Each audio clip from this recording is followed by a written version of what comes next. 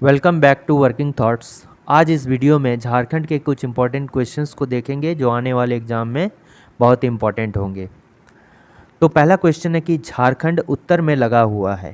कहने का मतलब है कि झारखंड के उत्तर में कौन सा राज्य है। झारखंड जो है कुल 5 राज्यों से घिरा हुआ है। कितने राज्यों से घिरा हुआ है? 5 राज्यों से। अगर नॉर्थ की बात करें तो नॉर्थ में कौन सा है? नॉर्थ में क्या है? बिहार है। ठीक है, बिहार हो गया। और अगर इसके साउथ की बात करें तो साउथ में कौन सा है? ये उड़ीसा है। ठीक है, अगर ईस्ट की बात करेंगे तो ये क्या हो जाएगा? पूरब में कौन है? ये वेस्ट बंगाल है। ठीक है, वेस्ट बंगाल है। अब अगर किधर बच गया? एक वेस्ट में, पश्चिम साइड में हो गया। तो पश्चिम साइड में जो है वेस्ट में जो होगा ये क्या होगा? ये एक तो छत्तीसगढ़ होगा और दूसरा जो कि गढ़वा से सटा हुआ है, यानी कि पूरा नॉर्थ और वेस्ट के बीच में कौन सा है? यूपी है। तो ये 5 राज्यों से जो है घिरा हुआ है झारखंड। तो उत्तर में पूछ रहा है तो उत्तर में कौन सा है? ऑप्शन नंबर ए होगा। ठीक है, चूँकि अगर इसका पूछा जाए कि इसका जो झारखंड का किस तरह दिखता है, झारखंड जो है इस तरह चतुर्भुजाकार है। ठीक है, झारखंड का जो चौड़ाई और लंबाई है, यानी ये चतुर्भुजाकार है। ठीक है, रेक्टेंगुलर शेप का है। तो आप देखिए कि ये क्या हो गया? नॉर्थ हो गया और ये साउथ हो गया, इधर ईस्ट हो गया, इधर वेस्ट हो गया। तो ये क्या चीज़ है? ठीक है, तो ये हो गया इसका चौड़ाई। तो चौड़ाई कितना है? 463 किलोमीटर। ठीक है, 463 किलोमीटर की चौड़ाई हो गया झारखंड का। या फिर हम कह सकते हैं कि पूर्व से लेके पश्चिम तक का जो है डिस्टेंस वो कितना है? 463 किलोमीटर। और ये जो लंबाई है, या फिर क्या कह सकते हैं उत्तर से दक्षिण तक का जो डिस्टेंस है वो कितना है? 380 किलोमीटर। ठीक है, ये याद रहने योग्य बातें हैं। नेक्स्ट अब देखते हैं कि सिंहभूम ट्रस्ट जोन नाम विख्यात 167 किलोमीटर के आकार की कई महत्वपूर्ण खनिजों का भंडार गृह है। ठीक है, ये देखिए जो सिंहभूम ट्रस्ट जोन है, ये क्या है? Singhbhum trust zone. तो ये सिंहभूम ट्रस्ट जोन जो है ये 167 किलोमीटर में फैला हुआ है। ठीक है, ये पूर्वी सिंहभूम को भी अपने अंदर ले लेता है, सरायकेला खरसावां भी आ जाता है उसमें, पश्चिमी सिंहभूम भी आ जाता है उसमें। ठीक है, तो ये पूर्वी सिंहभूम का पूर्वी पार्ट और पश्चिमी पार्ट दोनों आता है सिंहभूम ट्रस्ट जोन में, और सरायकेला खरसावां भी आता है। इसलिए इसको जो है खनिजों का भंडार गृह कहते हैं। इसमें काफ़ी खनिज हैं। यहाँ पर अगर बॉक्साइट बोल सकते हैं, यूरेनियम बोल सकते हैं, लॉ अयस्क बोल सकते हैं। ठीक है, फिर क्या बोल सकते हैं? तांबा का अयस्क यहाँ मिलता है। फिर यहाँ पर और चूना पत्थर मिलता है। ठीक है, यहाँ पर और भी रूबी वगैरह मिलता है गढ़वा साइड। ठीक है, तो ये हम कह सकते हैं। तो यहाँ पर जो है जनरली ये सभी चीज़ें मिलती हैं। तो इसका आंसर कौन सा होगा? ये हो जाएगा उपयुक्त सभी। ठीक है, नेक्स्ट है कि बोकारो इस्पात संयंत्र के लिए मशहूर है। ठीक है, इसको क्या? Steel authority of India limited. ठीक है, steel authority of India limited के द्वारा जो है एक बोकारो में इस्पात संयंत्र बनाया गया है। ठीक है, और किसकी मदद से ये बनाया गया है? सोवियत संघ की मदद से बनाया गया है। ये बोकारो जो स्टील प्लांट है, ठीक है, स्टील लिमिटेड जो है, बोकारो स्टील लिमिटेड, तो ये जो है चौथा, ठीक है, पब्लिक सेक्टर स्टील प्लांट है। सोवियत संघ के द्वारा जो लगाया गया स्टील प्लांट है ये 4th नंबर पे लगाया गया है। तो अगर पूछा जाए कि बोकारो इस्पात संयंत्र जो है किस नंबर का पब्लिक सेक्टर स्टील प्लांट है, भारत सरकार के द्वारा लगाया गया है, ये चौथे नंबर पे आता है। अब देखिए भारत में अगर सबसे बड़ा अगर बोला जाए, भारत में अगर सबसे बड़ा बोला जाए या एशिया में भी अगर बोला जाए तो भिलाई का जो है, भिलाई ये भी सेल के अंतर्गत आता है। ठीक है, भिलाई जो संयंत्र है वो सबसे बड़ा है। ठीक है, भिलाई संयंत्र जो है सबसे बड़ा है। अब देखिए, और ये जो है अगर एशिया में पूछा जाए बीएसएल बोकारो स्टील प्लांट का जो ये कितना है? 3rd लार्जेस्ट है एरिया वाइज, तीसरा सबसे बड़ा है एशिया में। ठीक है, और भिलाई सबसे बड़ा है। अब देखिए बात करते हैं कि सेल के अंदर जो है कितना स्टील प्लांट है, स्टील अथॉरिटी ऑफ इंडिया के अंतर्गत जो है कितना स्टील प्लांट है ये देखते हैं भारत में। देखिए सबसे पहले हम बात करेंगे तो सबसे पहले क्या हो गया? एक तो भिलाई में है, ठीक है। भिलाई कहाँ पर पड़ता है? ये छत्तीसगढ़ में पड़ता है। फिर क्या, राउरकेला हो गया, राउरकेला ये कहाँ पर है? ये है उड़ीसा में, ठीक है। फिर कहाँ हो गया? ये हो गया बर्नपुर, ठीक है। बर्नपुर आसनसोल, ये भी वेस्ट बंगाल में पड़ता है। उसके बाद क्या हो गया? उसके बाद हो जाएगा दुर्गापुर हो गया, दुर्गापुर में पड़ता है, ये भी वेस्ट बंगाल में है, ठीक। एक तो ये पड़ गया आपका बोकारो में पड़ता है, ठीक है, एक बोकारो में पड़ता है। इसके अलावा और कहीं पड़ता है? नहीं पड़ता है। ये जो है ये स्टील प्लांट्स हैं सेल के अंदर, ठीक है। भिलाई में एक प्लांट है इसका, राउरकेला में है, बर्नपुर में है, दुर्गापुर में है, बोकारो में है, ठीक। अगर आपसे पूछा जाए कि राष्ट्रीय इस्पात निगम लिमिटेड कहाँ पर है, ठीक है, राष्ट्रीय इस्पात निगम लिमिटेड, राष्ट्रीय इस्पात निगम लिमिटेड कहाँ पर है? तो ये कहाँ पर है? ये विशाखापत्तनम में पड़ता है, ठीक है। विशाखापत्तनम कहाँ पर है? आंध्र प्रदेश में। तो राष्ट्रीय इस्पात निगम लिमिटेड विशाखापत्तनम में है, जो कहाँ है? आंध्र प्रदेश के अंतर्गत है, ठीक है। अब देखिए नेक्स्ट क्वेश्चन को देखते हैं। तो यहाँ पर दिया गया है नेक्स्ट क्वेश्चन में कि नीलांबर और पीताम्बर शाह नामक दो भाई थे, ठीक है। ये जो है 1857 का जो विद्रोह हुआ था, ठीक है, 1857 का विद्रोह जो हुआ था उसमें पलामू क्षेत्र से जो लीड कर रहे थे ये नीलांबर और पीताम्बर ही थे, ठीक है। ये जो है खरवार जनजाति के नेता थे।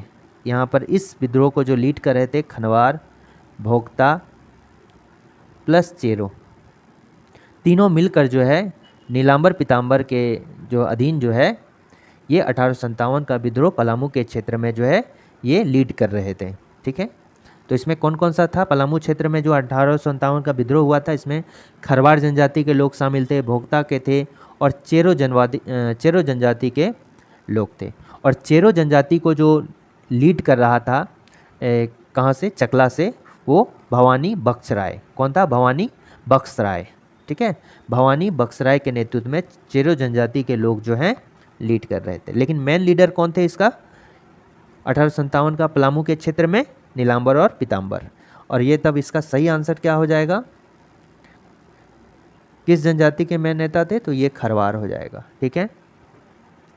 नेक्स्ट देखते हैं क्या है कि पत्थर और बीड़ी उत्पादन के लिए जो मशहूर जिला है ये कौन सा है? ये पाकुड़ है। आपको कमेंट करके बताना है इस जिला का निर्माण जो है किस वर्ष किया गया है, ठीक है, निर्माण वर्ष बताना है। नेक्स्ट हो गया कि निम्न में से एक चित्रकला की शैली है। देखिए जादो पाटिया भी है, उरांव भित्ति चित्र भी है, संथाली भित्ति चित्र में। भित्ति चित्र मतलब क्या हो गया? वॉल पेंटिंग, दीवार में जो चित्र बनाया जाता है उसको वॉल पेंटिंग बोलते हैं। तो उरांव जनजाति के द्वारा और संथाल जनजाति के द्वारा भी बनाया जाता है, ठीक है। संथाल जनजाति जो है वॉल पेंटिंग में काफ़ी फेमस माने जाते हैं, ठीक है। यहाँ पर एक जादो पाटिया है। जादो किसको बोलते हैं? जादो जो पेंटिंग करते हैं उसको जादो पाटिया बोलते हैं। और ये जादो पाटिया जो है ये संथाल में काफ़ी फेमस है, ठीक है। देखिए इस तरह से बताते हैं, ये तो समझ में आ गया है, उरांव भित्ति चित्र और संथाली भित्ति चित्र। ये जो है जादो पाटिया ये संथाल जनजाति में काफ़ी फेमस है। और ये कैसे बनाया जाता है? ये जो है कागज़ का टुकड़ा लिया जाता है प्लस कपड़े के छोटे छोटे टुकड़े को मिलाकर जो है ये पेंटिंग बनाया जाता है।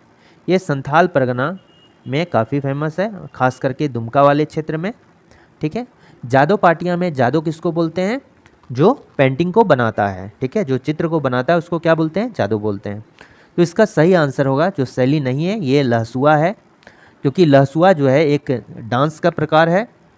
ये जो लहसुआ है ये करेक्ट आंसर है। ये क्या है? एक लोक नृत्य है, ठीक है। ये छोटा नागपुर वाले क्षेत्र में होता है और इस लोक नृत्य में जो है ये काफ़ी फेमस है, ठीक है। ये लोक नृत्य जो है काफ़ी फेमस है और इसको बोल सकते हैं हम नागपुरी लोक नृत्य, नागपुरी लोक नृत्य, ठीक है। नेक्स्ट क्वेश्चन आते हैं कि झारखंड भारत के समग्र खनिज संसाधनों का लगभग कितने % का स्वामी है? तो ये हो जाएगा 40% का, ठीक है। जो झारखंड में जो है भारत का, इंडिया का लगभग कितना है? ये 40% है। ठीक है, जो पूरे भारत में खनिज संसाधन है उसका अकेले 40% जो है झारखंड में है। झारखंड के निम्न में से 26% जो आरक्षित भंडार हैं वो किसका है? 26% किसका है? तांबा अयस्क का है। सॉरी, तांबा अयस्क नहीं होगा, लौह अयस्क होगा। ठीक है, कौन सा होगा? लौह अयस्क होगा। ये बॉक्साइट जो है कहाँ पर मिलता है? ये बॉक्साइट की अगर बात करें तो एक तो पाट वाले क्षेत्र में मिलता है। ठीक है, पाट का क्षेत्र जो है ये झारखंड का जो है किधर पश्चिमी हिस्सा पड़ता है, पाट का क्षेत्र इसमें पड़ता है। और अगर एक बोलें तो जहाँ पर चूना पत्थर पाया जाता है वहाँ भी बॉक्साइट काफ़ी अधिक मात्रा में पाया जाता है, यानी हम बोल सकते हैं जो राजमहल का क्षेत्र है, ठीक है, राजमहल का क्षेत्र है उसमें जो है ये बॉक्साइट मिलता है। तो 26% जो आरक्षित भंडार किसका है? ये लौह अयस्क का है। और लौह अयस्क जो पाया जाता है ये ढालभूम वाले क्षेत्र में पाया जाता है। तो ये जो एक तरह से हम बोलें कि कोल्हान का क्षेत्र जो होता है, ठीक है, कोल्हान का क्षेत्र जो होता है पूरा खनिज संपदा से भरा हुआ है और ये लौह अयस्क का जो है पूरा बेल्ट माना जाता है। ठीक है, ढालभूम कोल्हान वाले क्षेत्र में कौन सा हो गया? ढालभूम का हो गया। ठीक है, तांबा अयस्क का भी परसेंटेज है।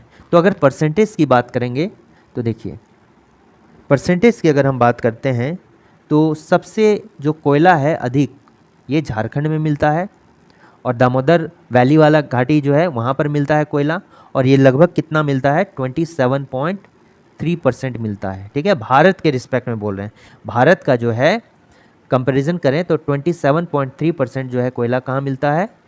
दामोदर घाटी वाले क्षेत्र में, झारखंड में। ठीक है, दामोदर घाटी में भी झारखंड में। अब अगर कोयला का 27.3% कोयला मिलता है भारत के कंपैरिजन में, ठीक है, उसके बाद अगर लौह अयस्क की बात करें, लौह अयस्क की बात करें तो ये 26% मिलता है पूरे भारत का। उसके बाद तांबा अयस्क की बात करेंगे, अयस्क की बात करेंगे तो ये लगभग कितना? 18.5%, 18.5% जो है ये मिलता है। तो इसका करेक्ट आंसर क्या होगा? 26% किसका होगा? लौह अयस्क का होगा। नेक्स्ट बात करें कि 2011 जनगणना के अनुसार झारखंड राज्य की साक्षरता दर क्या है?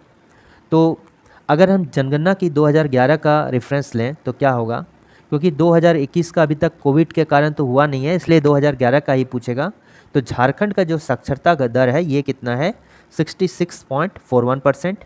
और इसमें मेल का अगर पूछेगा, इस साक्षरता दर में जो है मेल का अगर पूछेगा तो 76 पॉइंट लगभग कितना हो जाएगा? 84%। ठीक है, और फीमेल का पूछेगा तो 55.42%।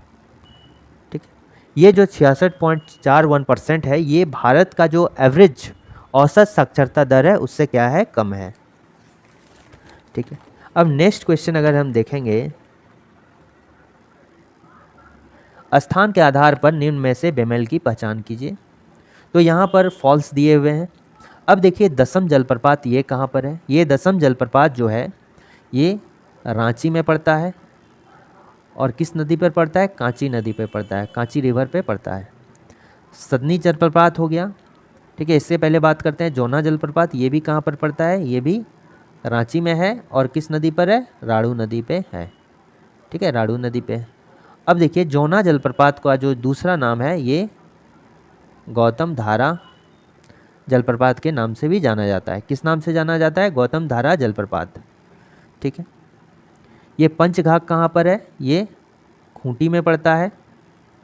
ठीक है, ये कहाँ पर पड़ता है? खूंटी में पड़ता है।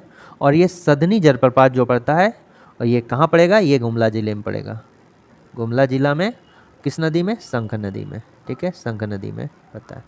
तो आप देखिए स्थान के आधार पर बोल रहा है तो ये तो स्थान तो दो गो का सेम है और दो गो का डिफरेंट है, तो हम ऐसे नहीं कर सकते। तो जैसे कि अगर हम क्षेत्र, अगर पठारी क्षेत्र के बारे में बात करेंगे तो देखिए झारखंड में क्या क्या है? रांची पठार क्षेत्र है, पठारी क्षेत्र है, और हजारीबाग पठारी क्षेत्र है। तो ऐसे अलग अलग अगर हम जिला की बात करेंगे तो ये क्वेश्चन नहीं होगा। अगर पठारी क्षेत्र का बात करेंगे तो आप देखिए ये रांची ले लीजिए, ये भी रांची में है, और ये खूंटी, ये जो है रांची पठारी क्षेत्र में आता है, लेकिन ये जो है इसका कुछ पार्ट जो है पाट के क्षेत्र में आता है। तो इस तरह अगर इसका आंसर मिलाया जाए तो डिफरेंट कौन सा होगा? ये सदनी जलप्रपात होगा। ठीक है, मैथन बांध निम्न में से किस शहर में स्थित है? तो ये कहाँ पर, किस ज़िला में है मैथन बांध? ये जो है धनबाद ज़िला में है। अब मैथन बांध की अगर बात करेंगे तो किस नदी पर है? ये जो है बराकर नदी में है, ठीक है। और बराकर नदी का जो उद्गम हुआ है ये कहाँ से हुआ है? ये पदमा, ठीक है, पदमा, ये हजारीबाग ज़िला, पदमा हजारीबाग ज़िला से हुआ है बराकर नदी का उद्गम। अगर मैथन डैम की बात करें, ये बनाया कब गया है मैथन डैम? ये मैथन डैम जो बनाया गया है ये 1957 में बनाया गया है। 1957 को जो है इस डैम का निर्माण किया गया है, ठीक है। अब देखिए एक इम्पॉर्टेंट है कि ये बराकर नदी में जो है, ये जो बराकर नदी है ये दामोदर नदी की सहायक नदी है, ठीक है, जिसको बंगाल का शोक कहा जाता है। बंगाल का शोक किसको बोलते हैं? दामोदर नदी को बोलते हैं। और जो बराकर नदी है वो दामोदर नदी की सहायक नदी है। इसमें जो है मैथन डैम है, ठीक है, मैथन डैम है, प्लस तिलैया, ठीक है, तिलैया डैम है। उसके बाद एक डैम पड़ता है बेल पहाड़ी डैम, ठीक है, बेल पहाड़ी डैम भी पड़ता है, ठीक है। आगे का क्वेश्चन देखते हैं कि अरुणा मिश्रा क्या है? कौन है अरुणा मिश्रा? ये जो अरुणा मिश्रा एक बॉक्सर है, ठीक है, बॉक्सर है, यानी कि कौन सा हो जाएगा? मुक्केबाज है। और ये Indian female boxer, Indian female boxer, यानी कि भारतीय महिला मुक्केबाज हैं, ठीक है। और ये अगर झारखंड से कहाँ से बिलोंग करती है? तो ये कहाँ पर? जमशेदपुर, जमशेदपुर से जो है ये बिलोंग करती है। और जो झारखंड में जो 34वां नेशनल गेम हुआ था, ठीक है, झारखंड में कौन सा 34वां नेशनल गेम हुआ था? कब? 2011 में। उसमें इसको जो है क्या मिला?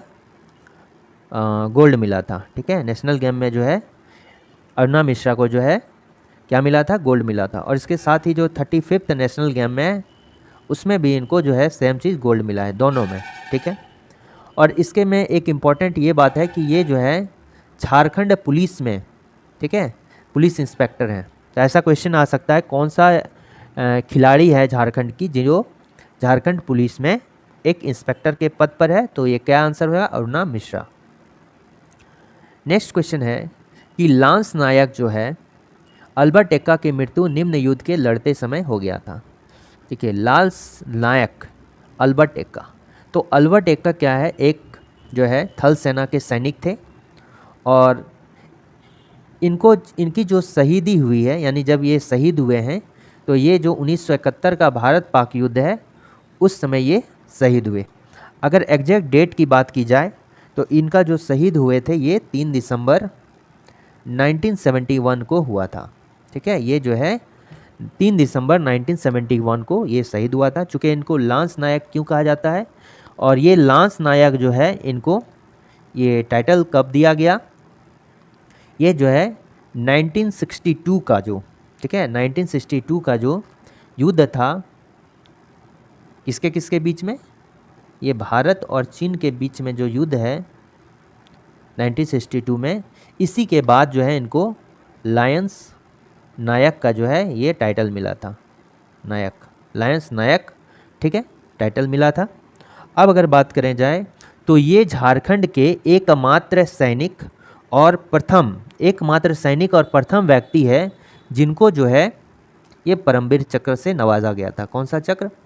परमवीर चक्र। ये भारत का सर्वोच्च सम्मान होता है, ठीक है। सर्वोच्च सैन्य सम्मान की बात करें तो परमवीर चक्र जो होता है भारत का सर्वोच्च सैन्य सम्मान होता है। और झारखंड से जो है अल्बर्ट एक्का इनको प्राप्त करने वाले एकमात्र सैनिक हैं और एकमात्र जो है व्यक्ति भी हैं, ठीक है। अब अगर आएगा नेक्स्ट क्वेश्चन कि झारखंड के जो है वर्तमान राज्यपाल कौन है? झारखंड के वर्तमान राज्यपाल के बारे में बात करेंगे तो सीपी राधाकृष्णन। ये झारखंड के 10वें गवर्नर हैं और अगर बोलें तो करंट गवर्नर भी हैं। मैंने अभी वर्तमान समय में जो है सीपी राधाकृष्णन है। और ये जो है कौन से नंबर के गवर्नर हैं? 10वें गवर्नर हैं। इसके पहले कौन थे? ये रमेश बैस थे, ठीक है, रमेश बैस। और इनको जो है रमेश बैस को अभी महाराष्ट्र का गवर्नर बना दिया गया है, ठीक है। तो कौन से हैं? 10वें नंबर के सीपी राधाकृष्णन। अगर हम बताया जाए कि झारखंड के जो है पहले गवर्नर कौन है, झारखंड के पहले गवर्नर जो हैं वो कौन है? वो प्रभात कुमार है। फर्स्ट गवर्नर की बात की जाए तो कौन है? प्रभात कुमार है। लेकिन अगर कार्यवाहक की बात की जाए, पहले कार्यवाहक मतलब एडिशनल, ठीक है, पहले कार्यवाहक कौन है? तो ये विनोद चंद्र पांडे, विनोद चंद्र पांडे। विनोद चंद्र पांडे को जो है प्रथम झारखंड के जो है कार्यवाहक कौन थे? गवर्नर थे, ठीक है। और ठीक है, एक द्रौपदी मुर्मू है। तो द्रौपदी मुर्मू अभी भारत की जो है 15वीं राष्ट्रपति हैं, और ये जो थे, ये द्रौपदी मुर्मू जो हैं 8वें गवर्नर हैं झारखंड के थे। 8वें गवर्नर झारखंड के कौन थी? ये द्रौपदी मुर्मू थी। द्रौपदी का मुर्मू का नाम इसलिए फेमस है क्योंकि ये झारखंड में जो है पहली महिला अगर बोलें, या फिर फर्स्ट ट्राइबल वोमेन बोलें, पहली जो है ट्राइबल महिला अगर बोलें, या पहली महिला गवर्नर कौन बनी है? ये द्रौपदी मुर्मू बनी है। और इसके साथ ही ये भारत की 15वीं राष्ट्रपति के रूप में अभी कार्यरत हैं। नेक्स्ट है कि कार्तिक के महीने में काले रंग के चंद्रमा के दौरान जो है, यानी अमावस्या में, सबसे अधिक प्रसिद्ध पर्व कौन सा है? ये हो गया वंदना। वंदना जो है ये कार्तिक अमावस्या में मनाया जाता है, ठीक है। कब मनाया जाता है? कार्तिक अमावस्या मनाया जाता है, अमावस्या। और ये जो है पालतू पशु से रिलेटेड फेस्टिवल है, ठीक है। और अगर वंदना की बात की जाए तो इसकी शुरुआत जो है एक गीत होता है जिसको क्या बोलते हैं? ओहरा गीत, ठीक है। तो वंदना की शुरुआत जो की जाती है किस गीत से किया जाता है? ओहरा गीत से। और ये पालतू पशु से जो है रिलेटेड फेस्टिवल होता है, ठीक है। नेक्स्ट क्या हो गया इसमें देखिए, और सरहुल हो गया। तो सरहुल जो है मुंडा जनजाति के द्वारा मनाया जाने वाला त्यौहार है। अगर पूरे जनजातियों की बात करें, अगर पूरे जनजाति की बात करेंगे तो ये जो है सरहुल सबसे बड़ा त्यौहार है, ठीक है। लेकिन अगर संथाल जनजाति की बात करेंगे तो संथाल जनजाति के लिए सबसे बड़ा त्यौहार कौन सा है? सोहराय है, ठीक है। क्या है? सोहराय। और ये जो है दीपावली के दूसरे दिन पौष माह में मनाया जाता है। ये भी पशु की इसमें पूजा की जाती है, ठीक है ना। अब देखिए सरहुल जो है, चूँकि हमने कहा कि पूरे जनजाति की बात करेंगे तो सरहुल सबसे बड़ा फेस्टिवल है, और ये डिफरेंट जनजाति में दूसरे नाम से जाने जाते हैं। मुंडा में सरहुल कहा जाता है, लेकिन अगर संथाल में क्या बोलेंगे? इसको बापरब बोलेंगे। फिर खद्दी किस में बोलते हैं? ये खद्दी जो है ये उरांव में बोला जाता है। और जकोर जो है, सरहुल का जकोर भी नाम है, ये खड़िया जनजाति के लिए फेमस है, ठीक है। तो सरहुल को जो है संथाल जनजाति में बा बोला जाएगा, फिर उरांव में खद्दी बोला जाएगा, और खड़िया जनजाति में जकोर बोला जाएगा। समझ में आ गया। अब अगर बात करें करम त्यौहार, तो करम त्यौहार जो है भाई बहन के प्रेम का प्रतीक है। इसमें बहन जो है अपने भाई के जीवन की, अच्छी जीवन की कामना करती है, ठीक है। ये जो जावा पर्व है, ये जावा पर्व जो है अविवाहित महिला के द्वारा जो है मनाया जाता है। ये प्रजनन क्षमता को बढ़ाने और अच्छे वर को पाने हेतु ये पर्व मनाया जाता है, ठीक है। तो इसका सही आंसर क्या हो जाएगा इस क्वेश्चन का, कि अमावस्या के दौरान या काले चंद्रमा के दौरान जो है मनाया जाता है कार्तिक महीना में, तो कौन सा हो जाएगा? वंदना। यह पर्व मुख्य अविवाहित जनजाति व बालिकाओं की उत्तम उर्वरकता मतलब प्रजनन क्षमता को बढ़ाना और परिवार के खातिर मनाया जाता है। तो ये कौन सा हो जाएगा? जावा, ठीक है। इसमें क्या है? इसका करेक्ट आंसर हो जाएगा जावा। अब क्या है इसमें देखिए, एक रोहिन है। तो ये जो रोहिन होता है इसको ऐसे भी लिखा जाता है रोहिन, ठीक है। तो रोहिन पर्व जो है ये झारखंड में अगर बोलें जो कैलेंडर वर्ष है इसका प्रथम त्यौहार है, ठीक है। झारखंड का जो कैलेंडर वर्ष होता है ये इसका जो पहला त्यौहार माना जाता है, ये कौन माना जाता है? रोहिन माना जाता है। ये एक्चुअल में जो है बीज बोने का त्यौहार है, और यहाँ से जो है बीज बोने की शुरुआत की जाती है। एक इम्पॉर्टेंट बात है रोहिन को लेकर कि इसमें किसी तरह का भी जो है डांस परफॉर्म नहीं किया जाता है, किसी तरह भी जो है गायन नहीं किया जाता है, ठीक है। नेक्स्ट क्या हो गया कि निम्न कथन की सहायता से पर्व की पहचान करें। गांव का पुजारी जो है मिट्टी के 3 पात्र लेता, उन्हें ताजे पानी से भर देता। अगले दिन सवेरे वो मिट्टी के 3 पात्रों को देखता है जिसमें पानी का स्तर घट गया है। यदि पानी का स्तर घट गया है तो अकाल की भविष्यवाणी, और पानी का स्तर समान रहता है उत्तम वर्षा। तो इस तरह जो है किसमें किया जाता है, सरहुल में किया जाता है, ठीक है, सरहुल। तो इसका करेक्ट आंसर क्या हो जाएगा, सरहुल, ठीक है। टूसू पर्व क्या होता है, टूसू पर्व जो होता है ये सूर्य से रिलेटेड होता है, ठीक है, सूर्य की इसमें उपासना की जाती है। और ये जो है ये मकर संक्रांति के दिन मनाया जाता है। किस दिन, मकर संक्रांति के दिन। इसमें जो है बांस का एक फ्रेम लिया जाता है, ठीक है, और उसको बांस का फ्रेम रहता है इस टाइप से, उसको क्या कर दिया जाता है कि पूरे जो है लाल रंग से इसको सजा दिया जाता है, ठीक है, रंगीन कागज़, लाल रंगीन कागज़ से सजा दिया जाता है और नदी में प्रवाहित कर दिया जाता है। तो ये टूसू होता है। इससे रिलेटेड जो है एक मेला लगता है, काफ़ी फेमस मेला ये पंचपरगना में, ठीक है, कहाँ पर है, पंचपरगना में है टूसू मेला। कहाँ पर, पंचपरगना में मेला लगता है, ठीक है। और ये जो टूसू पर्व है इसमें टूसू क्या है, टूसू जो एक कन्या है उसी के स्मृति में ये पर्व मनाया जाता है। सरदारी आंदोलन निम्न कारण से हुआ है। देखिए सरदारी आंदोलन जो है ये ईसाई धर्मांतरण तथा संसारी उरांव द्वारा आर्थिक असमानता, ये सही है कि ईसाई धर्मांतरण के कारण ये आंदोलन हुआ है कि बहुत लोग जो है धर्म का परिवर्तन कर रहे थे, ठीक है। और संसारी उरांव द्वारा आर्थिक असमानता, बेगारी लागू किए जाने के विरुद्ध में कृषि असंतोष, ये भी जो है बिल्कुल सही है। तो यही दोनों जो है, बिचौलियों द्वारा गैर कानूनी ढंग से किराए में वृद्धि, ये नहीं है, ठीक है। इसका आंसर जो है केवल 1 और 2 होगा, ठीक है। इसका आंसर होगा डी और बी दोनों। तो देखिए इसको जो है सरदारी आंदोलन को का दूसरा नाम अगर बोलें तो क्या बोलेंगे, ये मुल्की मिल्की, मुल्की एक हो गया और मिल्की हो गया। सरदारी आंदोलन का दूसरा नाम हो गया मुल्की मिल्की आंदोलन। और मुल्की मिल्की का मतलब क्या होता है, ये हो गया मातृभूमि, मातृभूमि और ज़मीन। मिल्की मुल्की आंदोलन तो राष्ट्र, मातृभूमि और ज़मीन, यानी सरदारी आंदोलन था जो था ये मातृभूमि और ज़मीन से रिलेटेड आंदोलन था। ये पूरी अगर बात करें तो 3 चरणों में चला था, ठीक है, 3 चरणों में चला था और ये कुल कितने 40 वर्षों तक चला था। नेक्स्ट अगर, ठीक है, और देखिए अगर ये मेन जो इसको चलाया गया था, ये सरदार जो नाम शामिल आते हैं तो कहाँ के सरदार, ये मेनली जो थे ये कोल सरदार थे, ठीक है, कोल लोग थे, कोल सरदार थे, ठीक है। और कोल कौन कौन सा आता है आपको पता है, इसमें जो है उरांव आ गया, आपका हो आ गया, ठीक है। तो हो को जो है लड़ाकू कोल के नाम से भी जाना जाता है, खड़िया आ गया। तो ये जो सरदारी आंदोलन था ये जो इम्पोर्टेंट इसमें कौन सा था, कोल सरदार, ठीक। नेक्स्ट क्वेश्चन को देखते हैं कि ताना भगत आंदोलन कब शुरू हुआ था।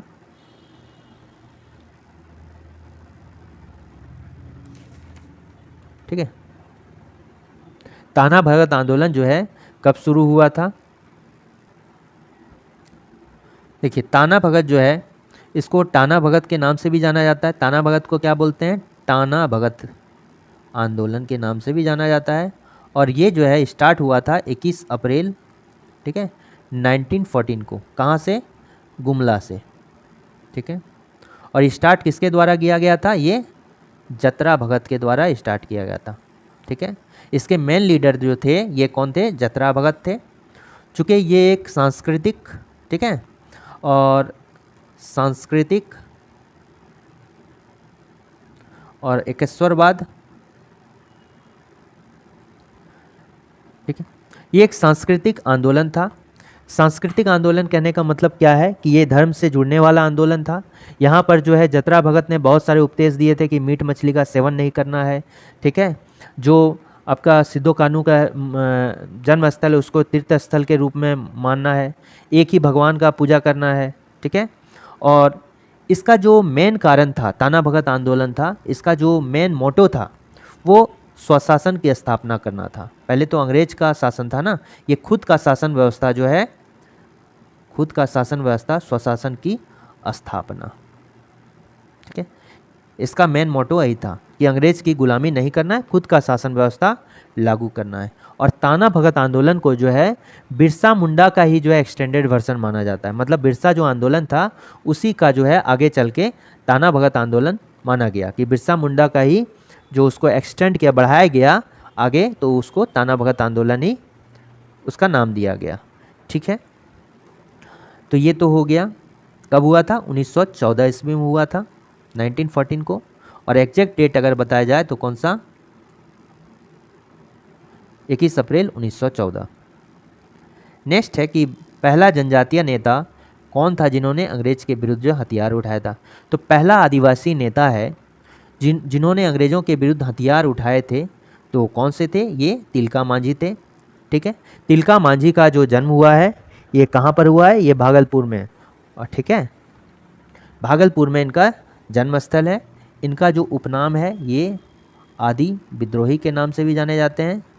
ठीक है, और जबरा पहाड़िया के नाम से भी जानते हैं, जबरा पहाड़िया। इनको जो है जबरा पहाड़िया के नाम से भी जाने जाते हैं ये। ठीक है, और इनकी जो फांसी की सज़ा भागलपुर में इनको दी गई थी, और किस पेड़ से लटकाया गया था? ये बरगद के पेड़ से इनको लटकाया गया था। तो ये 20 इंपॉर्टेंट क्वेश्चंस थे। Thanks for watching working thoughts.